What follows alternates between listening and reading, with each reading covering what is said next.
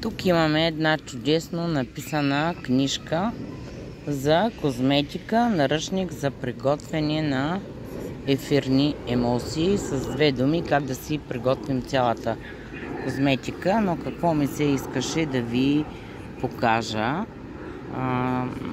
Жената, авторката, която е Илияна Петкова-Паланова, е много добър специалист и много добре е написала книгата с най-големите подробности, но когато прочета теория на домашната козметика, от които най-вече искам да покажа активните вещества, които са включени, това добре. Агенти за консистенция пак добре, обаче когато стигна до видове консерванти и видове популярни търговски консерванти, обръщаме отзад на 140 страница и започваме. Защо показвам всичко това?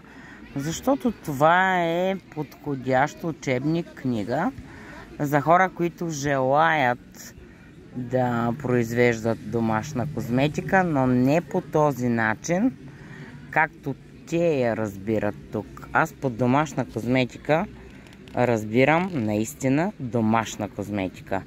Без никакви такива химични субстанции, без нищо, което да вреди на нашето здраве, защото по същия начин може да се приготви и домашния сапун и всички домашни свещи, но на първо място естествено да не използваме микровеля. Ето тук имате по същия начин изброено и всичко с най-големи подробности, но когато се стигне до консервиране на домашната козметика, тогава вече наистина кипвам, защото нямаме нужда да си консервираме домашната козметика, при условие, че така или иначе всички знаем, че домашно произведена тя няма по-голяма годност от 1 максимално до 3